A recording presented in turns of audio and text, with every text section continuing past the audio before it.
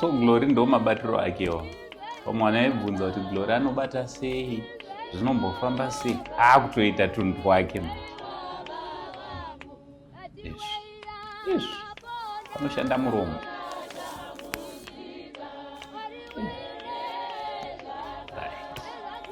Hello, good people. Murisei kwese kwamuri. So, this is Gloria. I think you can see now she's nechirungu inezvekuita mavidhio nechirungu chandatangira kutaura chirungu yanibve ndatomira apa ada kukala chakuradza izve zvakakaliwa naGlory zvinhu zvacho.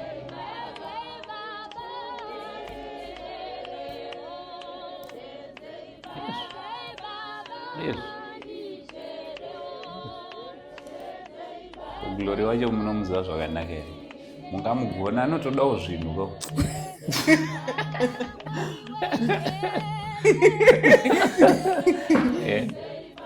Sorry, handichakusekesa. Ndandakangana kuti unobata nemuromo. Sorry.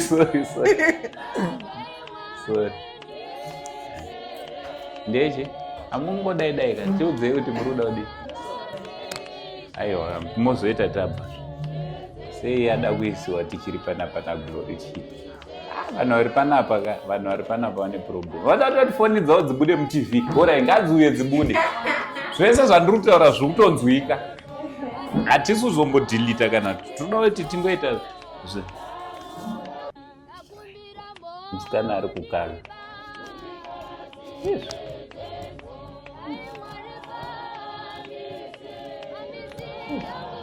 Guys, muri kuona here musikana. So a lot of people vane system yekudai.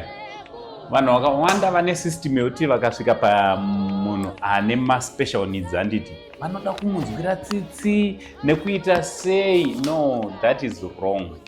Ndoda ndikuudzei chokwadi, ndoda kudzidzisa umwe munhu. That is wrong. Because ndokusikwa kwaanenge akatoitwa naMwari. For example, zvakaita Glory ndokusikwa kwakatoitwa naMwari zvakatonaka zvakadaro. Mazvinzwa ka? Nekuti something zvisingachinje, something zvaritori. So isusu I personally, alright, ndogara nchudza vanhu kuti ini Glory andimunzwire tsitsi. I love Gloria. Handiti. I don't pity Gloria. Totori nerudo naGloria. So rudo ndo rinotipa kuti nayewo ange ari anosunungukawo nesu tinosununguka around here. Hatitense totaura zvatinoita. We make fun out of everything. We make fun out of ma-situations anenge achiita seakaoma. Isi totoseka tichitoenda mberi. Sepapapa ndakutotya kutomusekesa nekuti ari kushandisa muromo. Apa muromo wacho ndo unoseka futi. Kana kutaura haasi kutogona kutaura.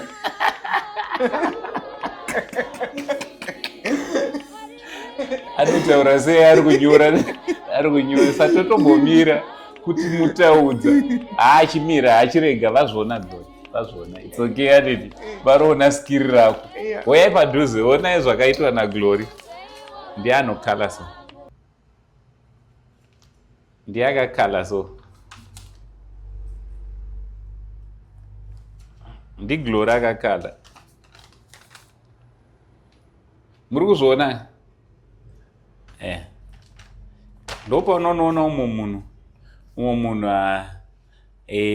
andoshandisa maoko asingatofariri futi zvekunyora kana kushandisa maoko ake kushanda, right? Glory anoswera ake achitoshanda, ndokushandawo kwakewo ikoko. Anoswera achitoita. Si Glory, zvokudidi? Ndiribo. Saka zviri kudi? Ndiribo. Maswera muchiita sei kunasi? Ndichikala. Kukala? But hanzi wambonyepa. Hanzi wambodza beauty ndachiona movie. Ino wakunditi wachikala. Aiwana.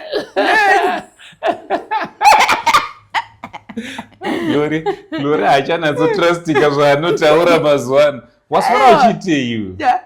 ndakatanga ndaitoona kuTV pendasombura pandamuka pandatanga kukala. Alright. Takunzwa kana waita zvese izvozvo, it's okay. Parise padeni? Paripo. Handiti? Perfect. Ndo hako unenge uripo uchiita zvauri kuita nelife yako. Handiti? Kuvaripi moms? Mama panipo kwaenda 2 minutes. Pane pambomanyama 2 minutes. Handiti? Kocheusi? Iwe Cheusi? Zvokudina iCheusi?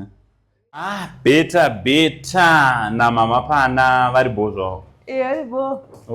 Wakavatarisa? Mama pana abva kutarisa musikana. Serious? Ndimavenyera?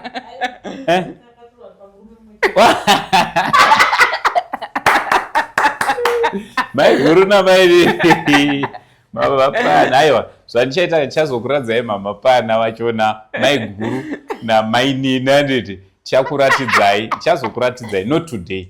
Chakuradzai not today kuti wangwani.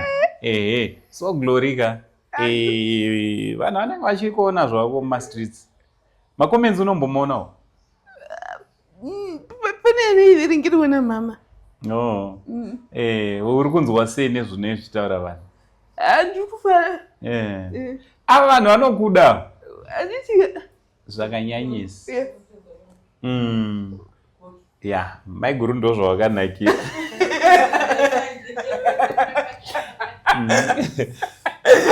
Ava vanhu vari paSaint TV vanokuda zvakanyanya. Vanokuda zvekuti ndakatoona kutoto zvinoita kufanira kungoti padiki tombowaratidza Glory wachona uyu kuitira kuti vasatinetse, because vanenge vakunetsa. Unoona taposta zvimwe but unoona munhu akukomenda kuti ari sei Glory papost isinei naGlory. Saka guys uyu Glory uyu ari right handiti. But musangozobvunze kuti ari sei Glory. Potai muchitumirawo mari yema-ice cream nezvimagunanzi handiti. Saizvozvizvi alright, ndikutsvaga munhu one anongoti sponsor. Toda kuti timboenda kulunch naGlory. Unoda here Glory? Ndoda. Unoda enda kulunch? Mbonodya out? Kwete kumachicken chakuti toda unatsoenda kunono kwakanatsonaka. Handiti. Wakamboenda here kumbonodya out kumarestaurant? Kunena Harare Gardens. Alright. Nekupi kumwe? Nekuborodeo Cafe. Alright. Nekwamachipisa. Alright. Saka toda kuti tiende futi naGlory. So guys, anoda kuita izvozvo makasununguka. Ona zvinoita vamwe handiti. Pane vamwe mukoma wako anonzi mukoma Moses. Vakaisa $50. Kwai tipe Glory. Tamusvitsa Glory. Handiti. Wanoite zvakanaka. Wawedzere pamabisa. Handiti. Tinotenda. Musikana abata half bhuru. Musikana abata half bhuru. Handiti. Wari wawedzere pamuri kubisa. Aiwa. Tozvitenda. Tozvikudza Mwari naizvozvo handiti. Aiwa, tinotenda. Guys, let's keep on supporting Gloria. Let's keep on supporting her. She's one of us. She needs our support. Isusu tisi tinoto mublessa nezvatinoita wana sezvataita mukoma wari kuUK vakatumira vakati Uncle Said endai munosvitsa Glory. Ndo yandasvitsa. Thank you so much my dear brother. May the good Lord continue blessing you. Pakubata kwenyu mukomborero kubasa maitaura zvekudriver this other day. Mwari vakuchengetedzei munzira umu paroad nezvese nemhuri yenyu nezvamunoshuva Mwari vadii vakuitire zvakanaka. Vese vanosapota Glory mukatitumira mukati pango seindi zvakanaka, mukatumira mama nehomba futi zvakangonaka. Chinhu chimwe chete Glory will just receive zvamunenge madi matumira zvinongouya naAngoSen chete ndo zvinongofilmiwa. Why? Because ndine nchida kuti kumotivatewo others, kumotivatewo others kuti vange vari vanoitawo chinhu chakanaka kudai, tinge tiri tinoita kuti musikana afare. Musikana ari kufara here? Danditi musikana ari grateful. Aiwa, tinotenda Mwari. So guys, Glory wenyu uyu takupinda muweekend anoda kusapotawo kuti aiwa izvi ndezvaAngoSen vari kukumbira iwe. Anongonzwa kuti ndoda kumbokupaiwo pamwe unogona kungotipawo ka $30 kana $50 kekuti endai kulunch anditi nefiyo ipapo. Glory manje haazokwanisa kupinda mukombi, saka nefiyo ipapo nekuenda nekunodya nekunodii, Mwari wekudenga achitiitira zvakanaka. Vhidhiyo racho tokuitirai futi mozvionera kuti Glory anodya sei. Vamwe vanoda kutoziva kuti Glory anodya sei, mamuona kuti anonyora sei, chakuratidza kuti anodya sei nekunwa sei. Ndo mavhidhios atichaita next time kuti anodya sei nekunwa sei nekuita zvimwe zvinhu zvake sei. Thank you so much. Zita rangu riri pachitupa, ndinonzi AngoSen, the only zim uncle chigotomba mana mama, ndinaye musikana Gloria. Tinotenda. Nganditi. Aiwa, tichiti much love and God bless you all.